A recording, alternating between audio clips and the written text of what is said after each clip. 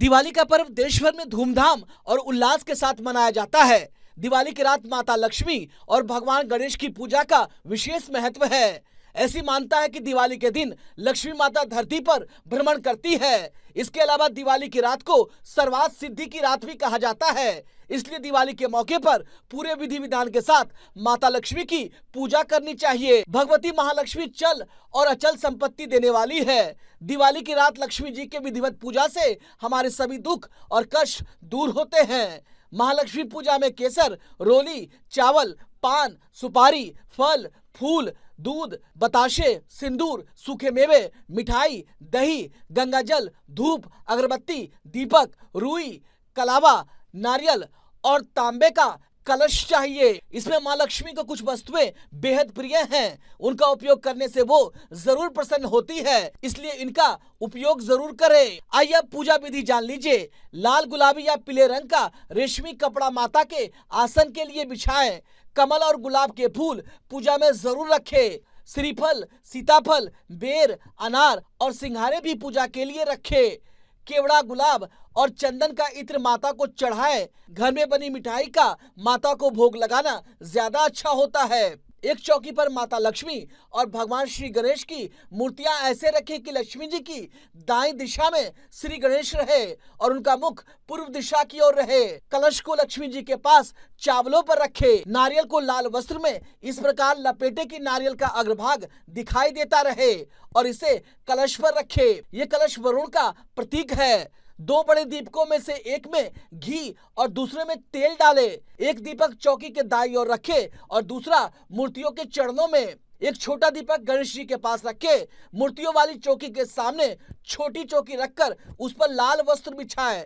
कलश की ओर एक मुट्ठी चावल से इस पर नवग्रह की प्रतीक 9 ढेरियां बनाएं। गणेश जी की ओर चावल की 16 ढेरियां बनाएं। ये 16 मातृका की प्रतीक है। नवग्रह और षोडश मातृका के बीच स्वास्तिक का चिन्ह बनाएं। इसके बीच सुपारी रखे और चारों कोनों पर चावल की ढेरी। सबसे ऊपर बीचों बीच ओम लिखे। छोटी चौकी के सामने 3 थाली और कलश में पानी भरकर रखे। 3 थालियों की व्यवस्था करें। 11 दीपक, बताशे, मिठाई, वस्त्र, आभूषण, चंदन का लेप, सिंदूर, कुमकुम, सुपारी, पान, फूल, दुर्वा, धनिया, लौंग, इलायची, केसर, कपूर, हल्दी, चूने का लेप, सुगंधित पदार्थ, धूप, अगरबत्ती, एक दीपक रखकर थालियों के सामने बैठे।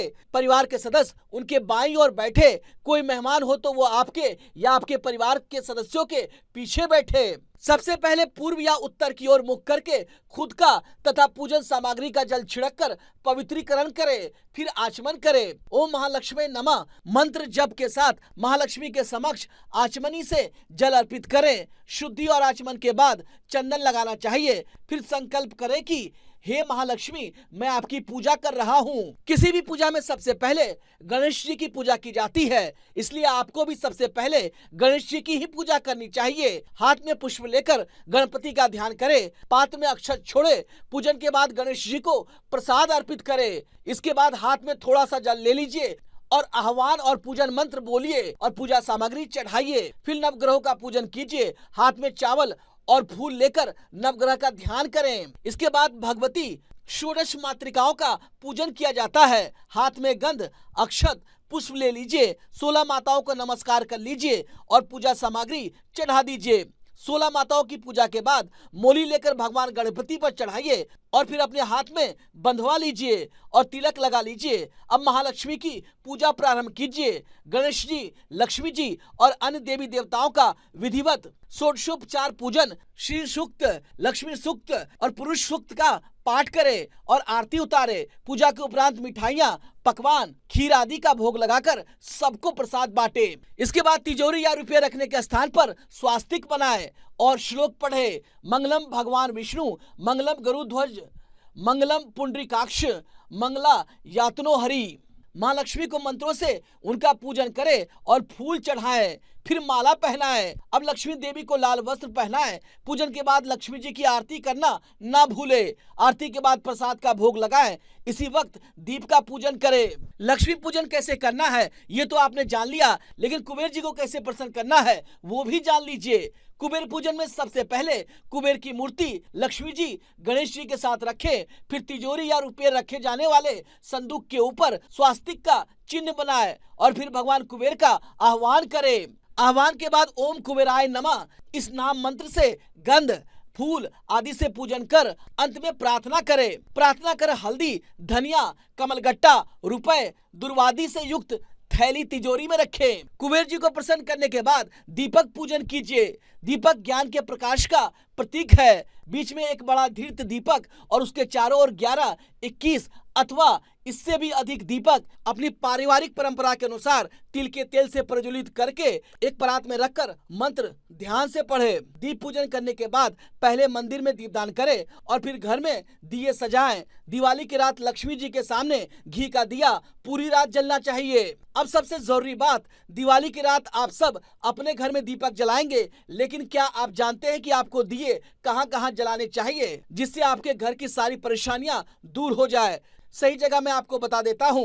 दीपावली की रात आप अपने घर के मेन गेट पर गेहूं की ढेरियां बनाकर उसके ऊपर शुद्ध घी का दीपक जलाएं। इतना बड़ा दिया जलाएं कि रात भर वो जले।